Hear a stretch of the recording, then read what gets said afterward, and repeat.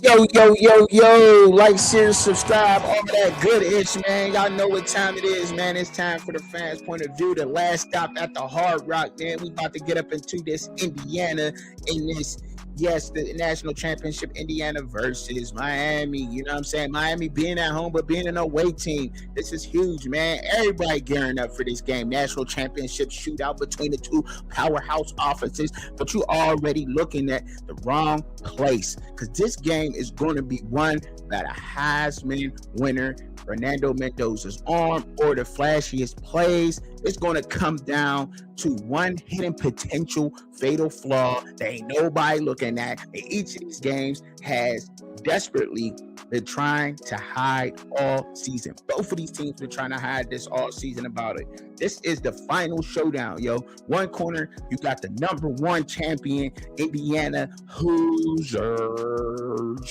And in the other corner, you got the number 10 ranked Miami Hurricanes coming in underdog, the Cinderella story, the relentless underdogs who clawed their way back through the playoffs, taking out two SEC champions. Two of them knocking out two good SEC teams. Yes, they were. We not going to act like they was not, because they was. Now, we all know the headliners, right? Indiana led by Fernando Mendoza, the Heisman winner quarterback who been a model of efficiency. Been out there, very efficient.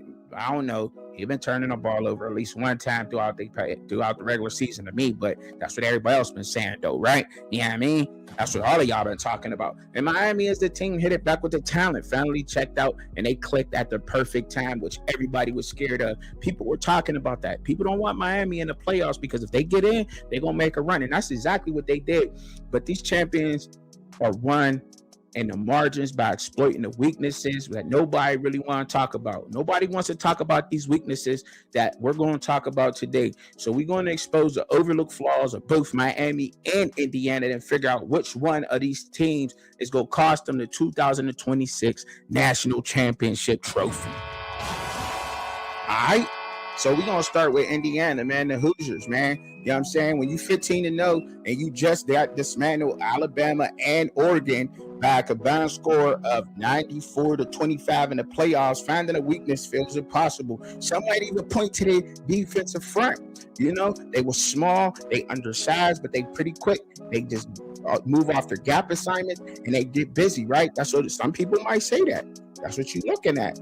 That they rely on the speed, they complex stunts, and they make up for being one of the biggest groups. They're not one of the biggest groups, the smallest groups against one of the other biggest groups. You know, they've been going against that. A style that will be tested at this powerful Miami's offensive line.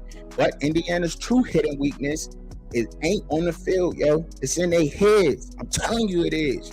It's in their heads. Indiana's biggest vulnerability, y'all, is the crushing weight of the history. This program historically is one of the worst in Power 4 football, point blank. It has been completed the single greatest turnaround in the sports history under Coach Kurt Signetti. Let's give it to him. He put in that work. He did. They are a one-win team away from the perfect 16-0 season, a perfect record that could cement them as legends. They could make college football history with this winning this game. That kind of pressure is really immense, yo. When you're trying to face that kind of pressure, they ain't just playing the game; they're battling the ghost of a century of losing, all the losing history of this team, and now the unbelievable expectation of finishing a perfect season coming down to Hard Rock, Miami's home turf.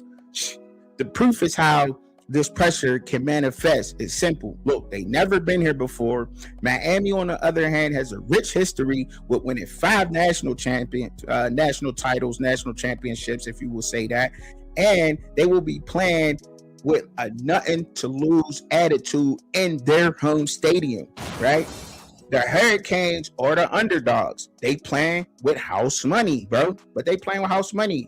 So What, like, where has that been done at? You see what I'm saying? So the consequence is for the first time all year, Indiana is facing an opponent that has nothing to fear and a crowd that won't be on their side. They will be against them. You know what I'm saying? Every play, every down carries the weight of the perfect record. If Miami lands an early punch and the crowd gets going, boom, and they stagger them, you know what I'm saying? They're going to be out there woozy a little bit. How do Indiana respond to that? Because you know they're going to be coming off them edges after Fernando Mendoza. They've been known to give it up a little bit off the edges. Them tackles have not done that well, right? They steamroll everybody. But now they got to stare down a double-digit deficit in a hostile environment with a history on the line. Now, their flaw isn't a lack of talent, right? It ain't. Because it's the psychology battle of protecting the perfection against a team that thrives on chaos. Miami thrives on chaos. That's where that undisciplined, quote unquote, nature comes from with this team. You know what I'm saying? That's why they do that, because they play with chaos, physicality, all of that, the emotion, the passion that they play with, you know? So flipping, but now looking at Miami, right? Guys, they playing with fire or what? I don't know. But look, you flipping, looking at them, their flaw isn't the head at all. It ain't. We already know what there is. It's the high wire act they've been performing all season, tight roping, the tendency to live on the edge, and they got in them here. But what? It could be they undoing, against a team that is as disciplined as Indiana is. Miami's flaw is their inconsistency and the reliance on these nail-biting finishes, letting teams just hang around per se, right? The numbers tell the story of the team and how it invites a drama, bro. You know what I'm saying? They were the last team to get an at-large bid into the playoff, and that's a testament to the roller coaster season that they already had with losing to Louisville and SMU. Their playoff journey has been a series of heart stoppers, period. Every fan from Miami sitting there, oh, I think it's the big one. I think it's the big one, baby. You know what I'm saying? It's just been that way. It has, right? They scraped by beating Texas A&M 10-3, right? But then they shocked everybody, a lot of people. I know they shocked me with beating Ohio State. And then the last second touchdown scramble from Carson Beck to beat Ole Miss 31-27. Surviving those games, it is impressive, but it shows a pattern with them, They letting teams hang around, bro. And that's just in the playoffs. You know what I'm saying? That's not even including throughout the season how they just haven't been able to just close out their opponents, right? All right. And that's the problem. Because Indiana, they ain't the team to just hang around. They going to suffocate you. The Hoosiers are a machine. They just so pure at being efficient. They rank amongst the nation's best in the fewest penalties and have gone 14 straight games without losing a fumble, All right? They are fundamentally sound, Sometimes I'll be stuttering over that word. I got to make sure it comes out correctly. Fundamentally sound, they are, and they built to capitalize on your slightest mistake. While Miami, they just been winning chaotic, close games. Indiana has been clinically dismantling all their opponents, straight up, including elite teams like Alabama and Oregon, to the point where some people might come on and say, well, Alabama ain't elite. Well, Oregon ain't elite. That's a lie. They are. But Indiana just put a clinic up on them. All right? That's how we going to rock. But letting a team like Indiana off the hook, that's a straight up death sentence to that team. They got a slow offensive start, which has been an issue for Miami at times. It could quickly become a deficit in this game. A missed tackle in the secondary, a weak spot for the Canes sometimes could turn into a long touchdown for one of Fernando Mendoza's receivers. Like, for instance, Elijah Surratt, Omar Cooper, Charlie Becker, one of those guys. Miami survived. Look, a lot of frantic win against Ole Miss, but Indiana is a different monster, y'all. We already know this. The Hoosiers won't get them a chance to climb back into the game.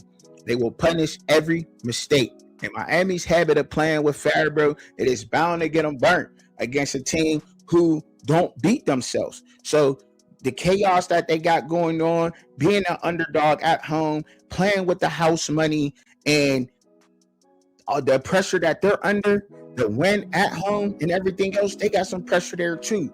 But we'll talk about that at the end, right? But look, beyond the flaws of this game, it's going to come down to a few key players who are perfectly built to exploit everything that's going on. For Miami, the X factor is the dominant defensive line led by Ruben Bain Jr., Akeem Mashador on that defensive line. Indiana's offense has been a juggernaut. We do know that, but there also been the cracks in this pass protection, like I talked about earlier. You know what I'm saying? They ranking 73rd nationally in the knockdown rate alone, and knockdown, getting a quarterback hit. That's crazy. You can't have that versus Bain and Mashador. And they can disrupt you in the pocket and prevent Mendoza from getting comfortable in this game. And that's what they need to do. It completely changes the game, right? And it forces the ultra efficient quarterback and Mendoza to be uncomfortable in situations that could potentially lead to mistakes from Indiana that never makes any, right? So we do know that can happen in this game. Now, Miami, their shot is to create chaos and force Indiana to play their game. They got to. That's what it is, right? So for Indiana, the X factor receiver, I talked about him. It's Elijah Surratt, bro. All right. And I do think Omar Cooper could be there. Charlie Becker, some people might say that. So if you name it, if I'm saying Surratt and you're saying Omar Cooper, then this person's saying Charlie Becker, then we know that that's a strong point in their team. And true Miami fans know that I'm just not out here talking out my ass, because their secondary has been a weak point this year, and they are susceptible to giving up big plays on that team, right? Because look, coming in, they were ranked 111th in the nation against the pass, right? Surratt is a big play threat who he transferred over to Kurt Signetti, but he's the kind of receiver that can exploit, all that with Miami. Indiana's game plan is going to be simplicity. That's what this is. It's been that way. I don't see them changing too much of that. Avoid the mistakes. Let their quarterback find his receiver matchup against a vulnerable secondary. If Surratt gonna win his one-on-ones, if Omar Cooper win his one-on-one, if Charlie Becker's winning his one-on-one on the outside, it could be a long day for the Hurricanes defense. That's the one thing that scares everybody. We kind of seen that at the end of the Ole Miss game, right? We did, y'all. We did. But let me take a breather and get some water real quick. Y'all make sure y'all liking my videos, man. Hype it up and all of that, man. Your boy out here putting in that work. So like the video, subscribe, hit that like button right there. Hit it. You know what I'm saying? Hit that share button. You know what I'm saying? Get in the comments. Let me know.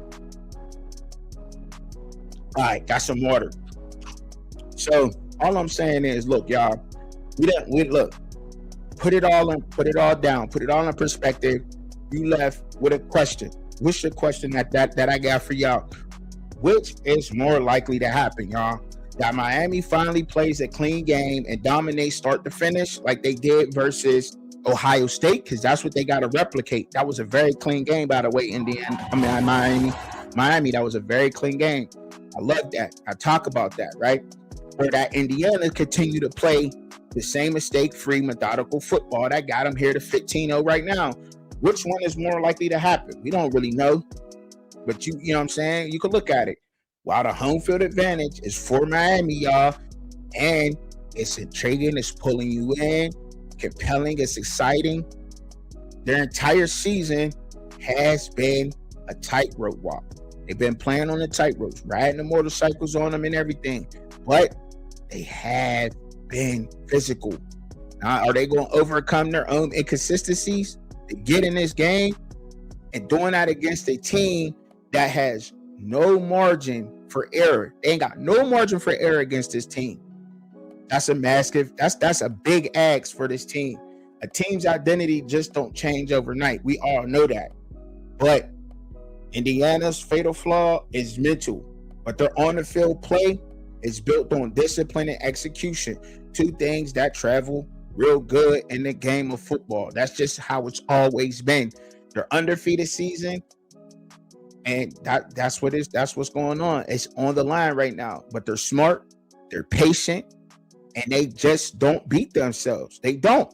Miami will land some punches fueled by their talent and the home crowd, but over 4 quarters in this game, the steady, relentless pressure of the Hoosiers will win out. Maybe not though, because a lot of that home crowd, like King Macedon and Bang, that defensive line at Miami, getting those small punches might stagger the Giant. Who knows? I don't know. Do you know? I mean, I feel like I'm rocking with the youth, but they can't make them small mistakes. The small mistakes that Miami is used to making in this environment, that's going to be pure chaos. That's going to be crazy. Them being an underdog, a 7-point underdog at home, and they already are passionate, physical, high-wired, playing teams close type of team. There's a lot that's going against them mentally, and you know what I'm saying, in the game. Now, I don't know if you could possibly even look at this Indiana team and say that they've already achieved the highest. They've already made history in Indiana. Now, just this one game and just send it over the top, that will cement them in the history books of football and everything else. But for Miami, they've had 5 national championships, but they haven't been here in a long time. A lot of people have been waiting for the U to get back to here. But look, the underdog story, it's always going to sell. It's always there, and everybody loves the underdog, right? But the story of the undisciplined champion is more powerful, right? It just is. So you can expect Fernando Mendoza to try to cap out his Heisman winning season, but you can also expect Miami's very talented, strong defensive line to give them problems at the tackle position, right? And it's not going to be a wild shootout that everybody's expecting it to be, but it's going to be by calmly sitting there exploiting both flaws from both sides of the teams that I've named, and their opponent is going to do so in this game.